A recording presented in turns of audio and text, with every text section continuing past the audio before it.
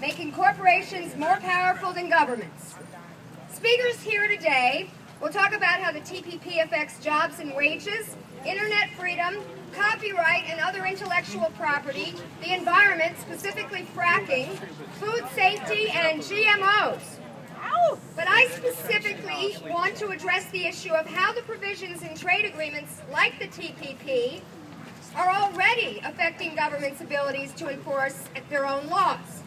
The President, Obama, has clearly done a 180 on all his campaign promises regarding trade. Regarding everything. What a surprise.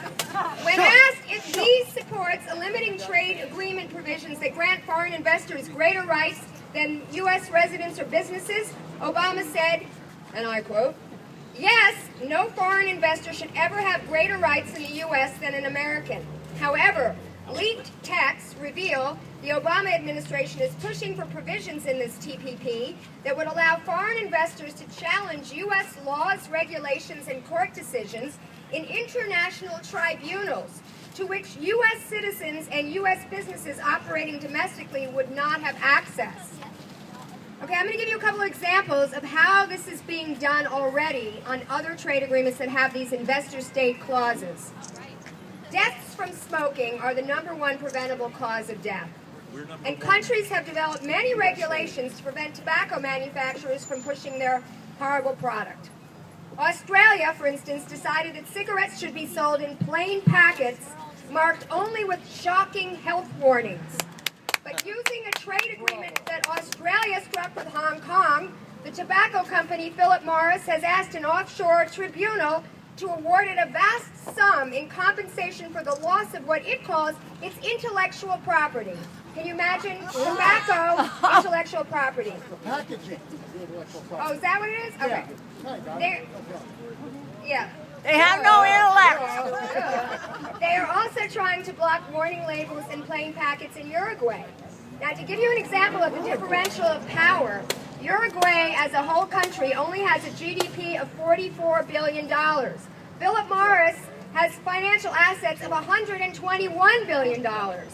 So you see, and what I've heard is it's only from the money from the Bloomberg Foundation, so Michael Bloomberg is doing something good anyway, that's helping Uruguay fight in this trade tribunal. A ban on flavored cigarettes already lost in a WTO tribunal. Argentina imposed a freeze on people's energy and water bills. It was sued by the international utility companies and has been forced to pay out over $1 billion in compensation. In El Salvador, local communities managed at great cost, 3 campaigners were murdered actually, to persuade the government to refuse permission for a vast gold mine which threatened to contaminate their water supplies. So the Canadian mine company is suing El Salvador for $315 million, which is the loss of its anticipated future profits. That's going to happen in Canada, by the way, where they just passed a fracking ban in the province of Quebec. Yeah. In Canada, the courts revoked 2 patents owned by the American drug firm Eli Lilly on the grounds that the company had not produced enough evidence that the drugs had the beneficial effects it claimed. So Eli Lilly is now suing the Canadian government for $500 million and demanding that Canada's patent laws are changed to suit the corporations. So these investor-state disputes are enforced by panels which have none of the safeguards we expect in our own courts. The hearings held in secret. The judges are corporate lawyers, many of whom work for companies of the kind of the cases they hear. Citizens and communities have no legal standing, and there is no right of appeal.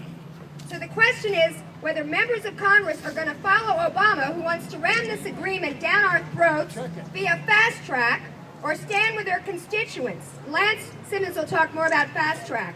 People are sick of politicians in the pockets of big business who continue to push these corporate power grabs.